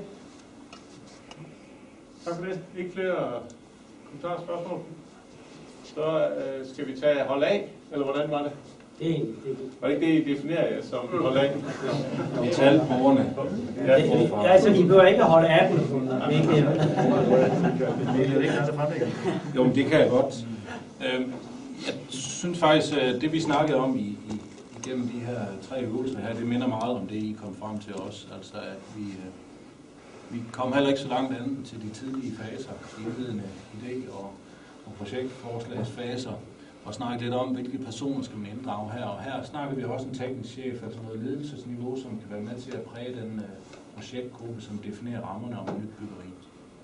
Og det skal også være en person, som har noget indsigt og har en brugergruppe, man kan gå hjem, altså en driftsorganisation eksempelvis, man kan gå hjem og spare med og trække på ved de manglende ressourcer, man har som person, eller vidensmæssigt i forhold til det der. Eventuelt bygherrerådgiver, hvis kompetencerne findes, som vi skrev, og det er jo lidt affødt af, at man oplever ofte, at bygherrerådgiverne ikke nødvendigvis har driften med i de her projekter. Vi kan snakke meget store sygehusprojekter osv., hvor man slet ikke indtænker nødvendigvis den del af det omfang, som man kunne ønske. Så det minder meget om det, I også kommer frem til, altså en person med nogle stærke kvalifikationer som person og med nogle evner til at tale til en ledelse og tale til sin brugerorganisation, så det er forståeligt, man kan gå ud og sælge den her idé og sine ønsker på vegne af driftsorganisationen. I forhold til driftsviden, som var opgave nummer 2, den er meget, meget svær at definere, synes vi. Fordi det vi kom lidt frem til, det er, at vi kan egentlig godt lide ringbindet, altså driftsinformationen. Vi kan godt lide det her med at specificere nogle krav allerede meget, meget tidligt. Og sige, vi skal ligesom have en facitliste for, eller en opgaveliste for, hvad er det, man kan opfylde, hvad er det, man ikke kan opfylde. Så vi meget tidligt definerer nogle målbare krav i forhold til driften, som arkitekt og underrådgiver osv. kan være med til at udfylde og sige, at det her det kan man gøre sådan og sådan. Vi snakkede om Bellesky, KPMG, kontordomicil, hvor man har nogle atrium med nogle vinduer, som man skal rappelle for at pusle og så videre og så videre. Altså, hvordan får man sådan nogle ting tænkt ind, og det er man nødt til at gøre i skriftlig form og i nogle lister, hvor man får fundet ud af, hvordan hænger det her sammen. Tænk meget total økonomi tiden det her i forhold til rengøring og generelt vedligehold og så videre, at man har den del med i det, og ikke kun tænker dyre, billige materialer og hvilke ventilationsanlæg skal vi køre, skal vi have solceller og så videre og så videre, skal vi bruge solafskærmning, skal den være en mekanisme, der kan arbejde på facaden i stedet for at den bare er statisk. For sådan nogle ting meget, meget tidligt ind i projekterne. Kompetencer, som var den sidste opgave, afleder også rigtig meget, især den første. Det er en person med driftserfaring, en person, som har proces- og projekterfaring fra byggeriet, altså en person med viden. Det kunne være en håndværker, der har læst videre med noget byggeteknisk baggrund, og som har været eksempelvis projektleder eller entreprenør på flere opgaver. Og en person med meget abstrakt tænkning, kan gribe mange bolde og sådan tænke lidt anderledes på tingene, gribe det anderledes an. Og så en person, som formidlingsmæssigt er meget, meget stærk, også som I er inde på, der kan ligesom knytte båndene imellem det øverste lederlag og så alle de udførende. Hvordan får vi de her ting til at smelte sammen, så alle forstår det i et brugbart sprog og en formidlingsmåde, som alle kan tage til sig og ligesom gøre til deres egen, i stedet for det bliver pisken. Og så skal det lidt være guleroden, i stedet for at man skal få formidlet det her budskab. Det tror jeg, det var hurtigt opsummeret. Ja, super fint. Kommentarer og spørgsmål? En enkelt har jeg omkring målbare krav. Altså, hvor tidligt kan man det?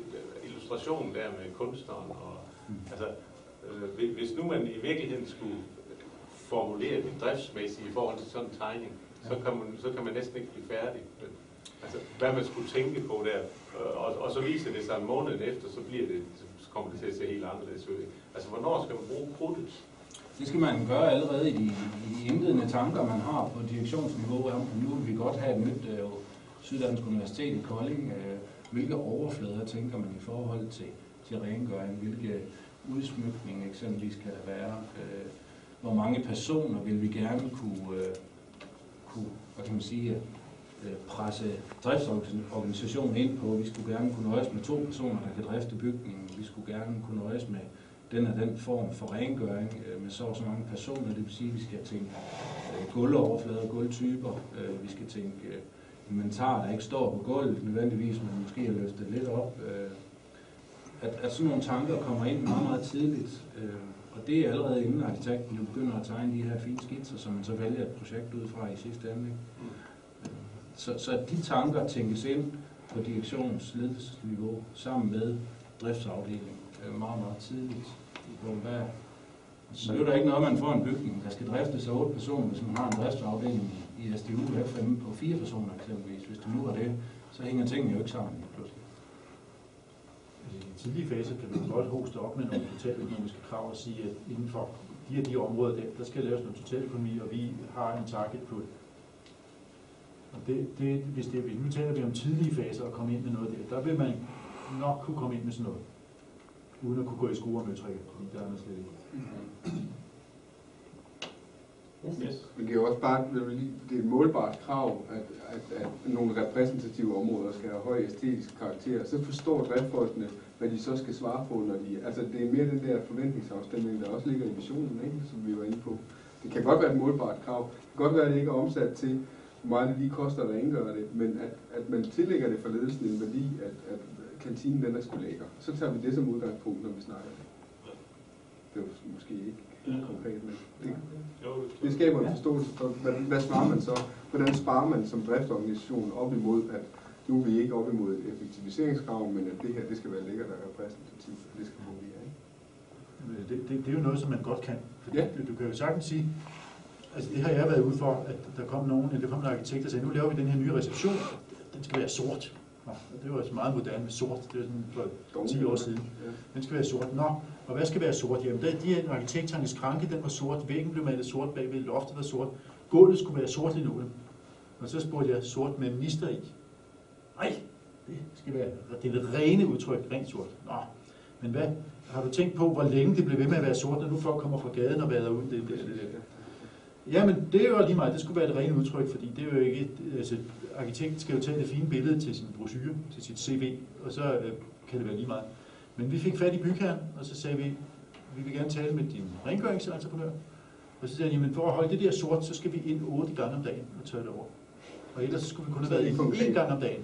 Og det fik vi en pris på, og bygherren sagde, det vil jeg godt betale. Så er det en strategisk. Så er det jo en oplyst beslutning.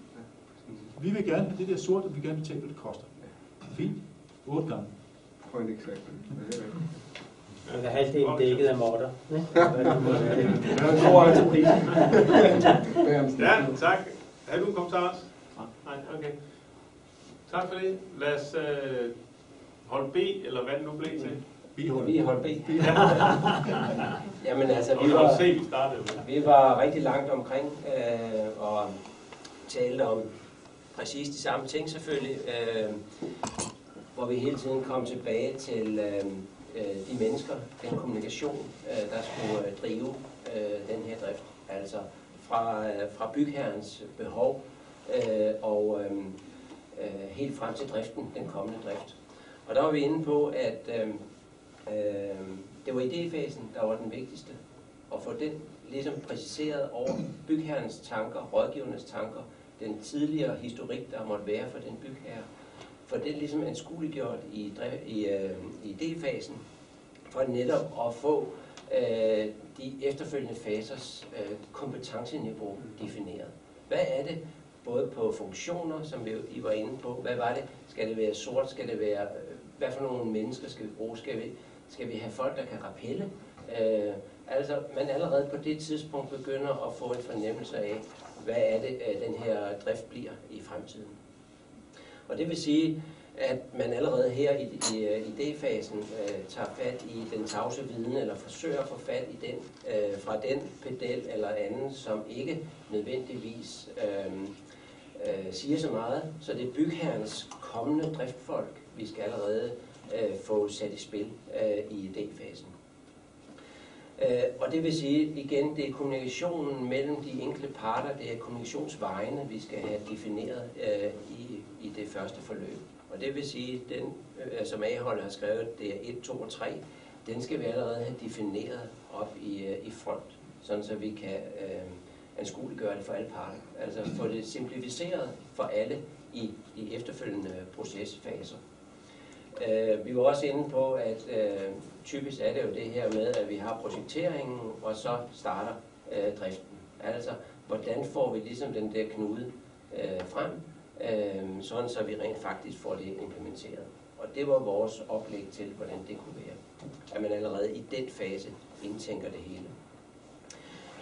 Så var det noget om de her forskellige virkemidler, vi var inde på i anden opgave. Hvordan vi får det overført.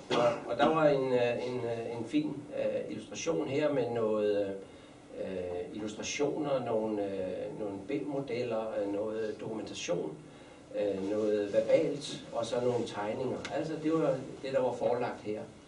Og i bund og grund så vil en anskuelse her, eller en skueliggørelse, være, jamen hvordan får man knyttet de forskellige dele, altså hvordan får vi visualiseringsbehovet knyttet til dokumentationsbehovet. Altså vi har noget håndbåret, og når vi har noget geometri, hvordan får vi rent faktisk det med ind i processen?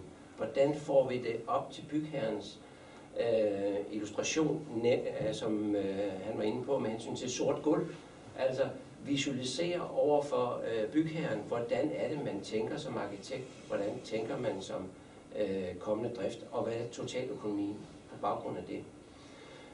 Sådan så man begynder allerede i en tidlig fase at bruge rummelighedsmodeller måske til at sige, jamen, hvornår starter en BIM-model, kunne man sige. Jamen, på nuværende tidspunkt er der ingen rigtig, der benytter sig af en tidlig BIM-model. Den kommer på et eller andet tidspunkt, og typisk når de projekterende starter op. Men hvorfor starter den ikke allerede i en bygherres idéfase, som måske anskueliggør på et tidligt stade mosleprøver. Altså, kan vi overhovedet få tingene ind? Kan vi få tingene ud? Kan vi komme til? Skal vi bruge Nordeuropas største kran, som er her på DR-bygningen, for at skifte en øvre glasrude? Altså, er det så noget, vi er ude i? Jamen, hvis man gerne vil det, så betaler vi bare for det. Altså, ligesom de sorte gulve. Så det igen få anskueliggjort totaløkonomien ved hjælp af noget geometri.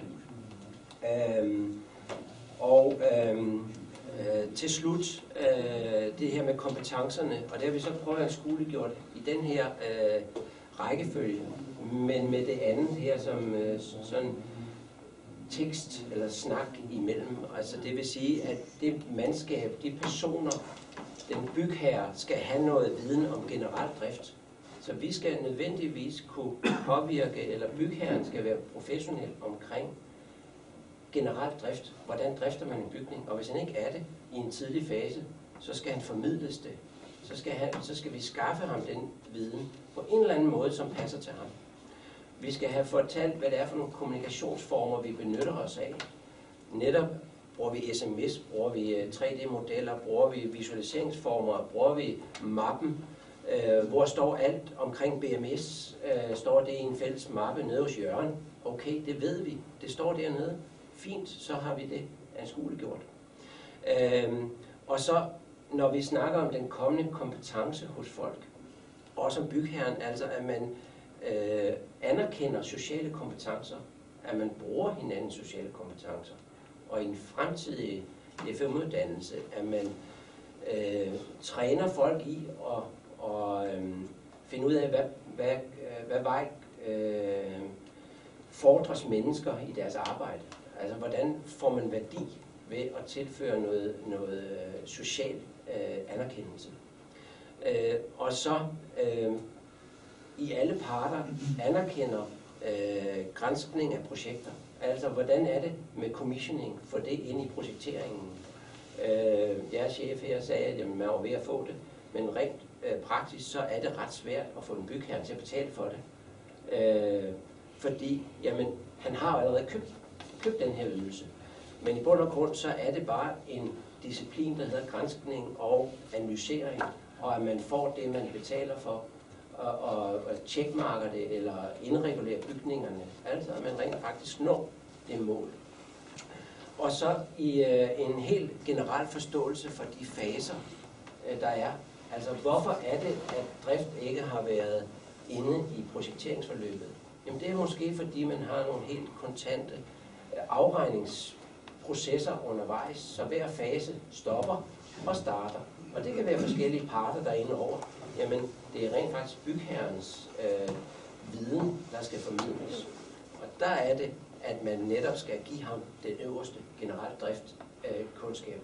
Jamen, han får de øvrige kompetencer tilført i sine projekter. Så det var sådan i mange ord, hvad vi har snakket om, og jamen, vi var mange steder henne, men det var det, vi var kommet frem til, tror jeg. Og er der noget, I vil kommentere mere? Nej, du dækkede det. Dækker vi det? Okay. Fornemt. Er der nogle spørgsmål og kommentarer til?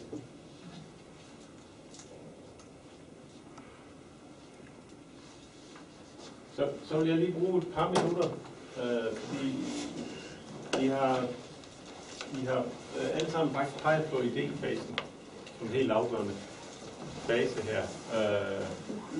Vi har omkring grænseobjekter, så kunne jeg høre, at der var forslag om, at FM-generalisten var en væsentlig mapperne, altså specifikationerne af de forskellige dele, at de var centrale rummelighedsmodeller,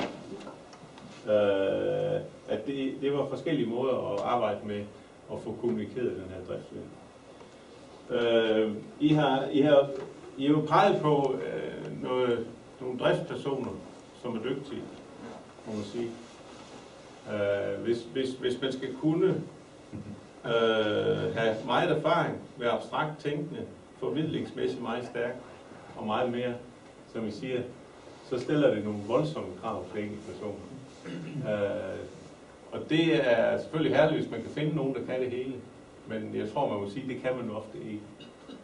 Altså, det er jo en af grundene til at tale om FM-teams, i stedet for at tale om FM-personer. Og det er der jo vældig god grund til, hvis man kigger på vores schema også, at det er forskellige undervejs, det er forskellige ting, man skal kunne, at kompetencerne skifter, så det peger også på, at der skal altså være flere, som er med på den her opgave, hvis man skal kunne dække den normalt. Yes. Ja. Hvad jeg skal tænke? Nå. Vi gør det godt.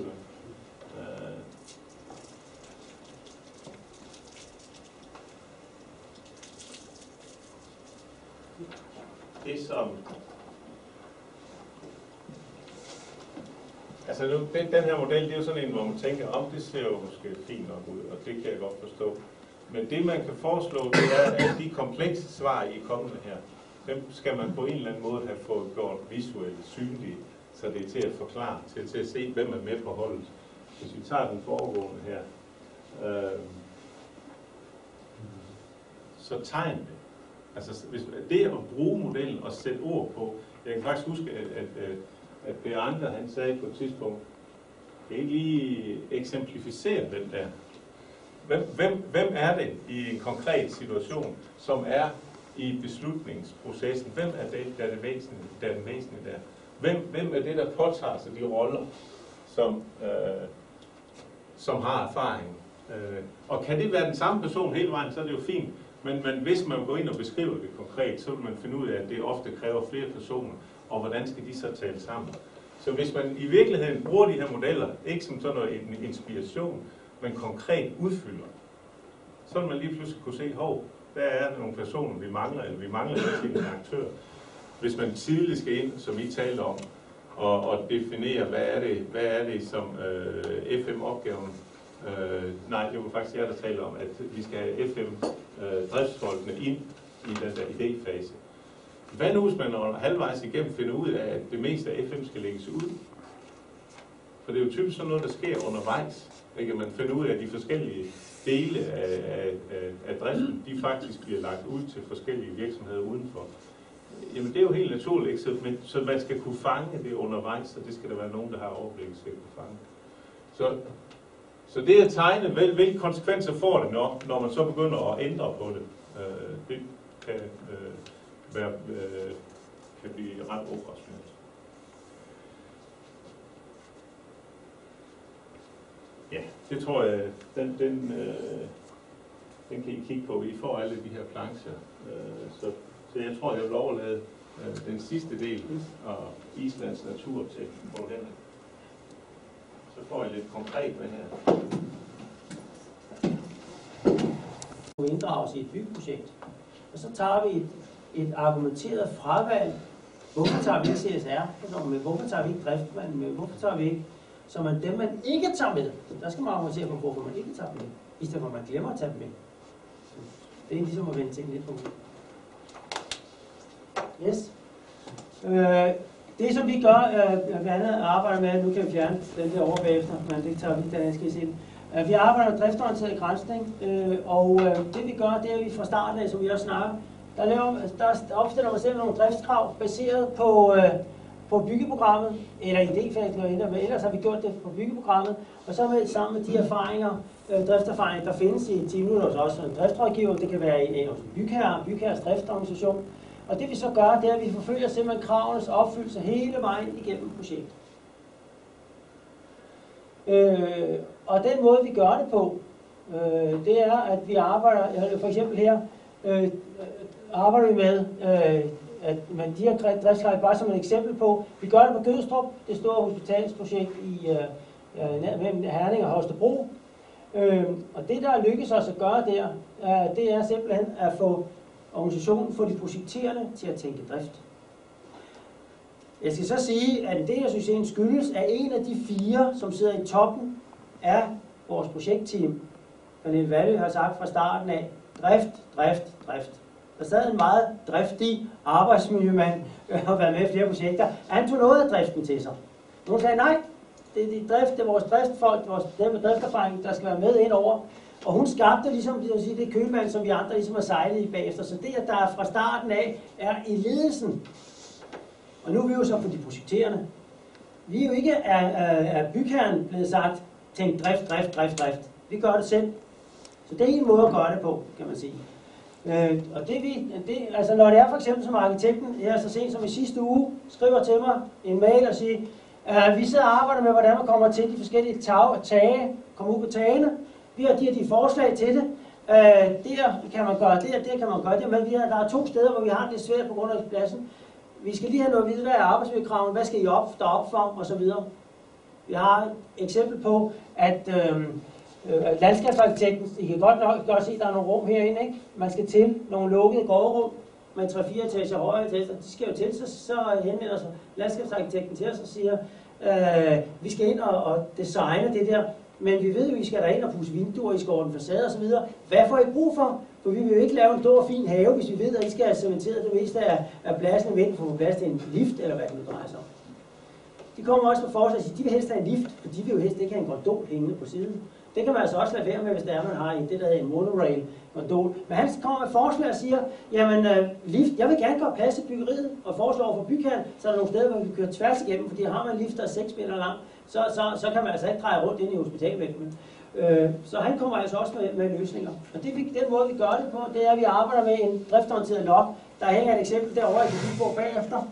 For det kan jeg jo ikke rigtig læse det her. Men det vi gør, det er simpelthen, at vi laver nogle observationer, og det gør jeg fra starten af. Og alt det, vi overhovedet kan komme på, er relevante observationer. Vel og mærke skal vi huske, som jeg tror, nogle af os vi snakkede om også, og som Torben jo sagde fra starten af vores projekt tilbage i 2008. Det I hele tiden skal huske, det er, at vi konkurrerer om ressourcer. Vi konkurrerer om opmærksomhed.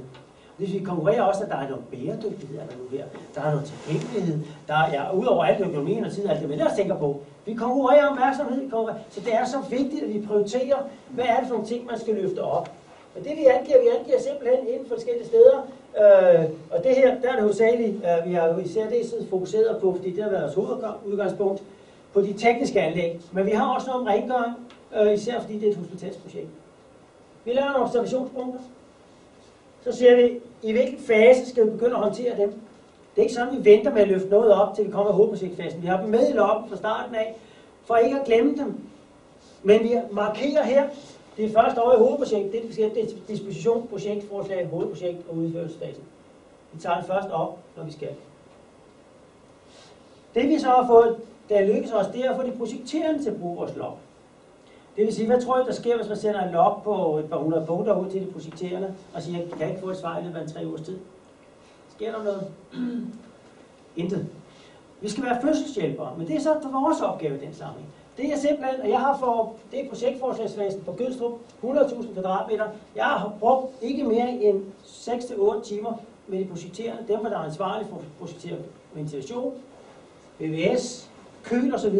Dem har jeg taget til møder, og så har vi gået logpunkterne igennem og sagt, hvordan vil du opfylde den nu i første omgang i dispositionsforslag, nu har vi taget projektforslaget.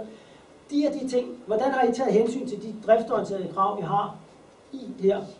Og så siger de til mig, hvad de mener, det har gjort, eller skal de hjem og undersøge noget, eller så stiller de krav. Hvorfor er der stillet det krav? Og så må jeg er på ingen måde tekniker, det ved flere af jer, jeg er halvstuderet røver, så må jeg tilbage til vores tekniker og sige, hvad er baggrunden for, at vi stiller de krav? De siger, det er den og den, så sender jeg en mail til dem og siger, det er baggrunden, derfor fastholder vi krav. Men det jeg gør også, det er, og vi gør, jeg og flere andre, det er, at vi skriver ned, hvad vi mener, de projekterende har sagt. For at få dem til at finde tid til at formulere, det er svært. Så vi formulerer, hvad vi mener, de har sagt. Og så får de at vide, det ligger der og der. Hvis de får en mail, nu ligger det der, du har en uge til at gå ind og rette i det, hvis det ikke er rigtigt. Så ved de også, hvis ikke de retter, så bliver de på næste fase holdt op mod noget, som de måske synes er noget prøv. Jeg har chancen. Stiltiende og accept, det er det begreb, vi må køre efter sig. Men det betyder, at her citeres ikke driftfolkene, men de projekterende citeres for, hvordan de opfylder driftkravene.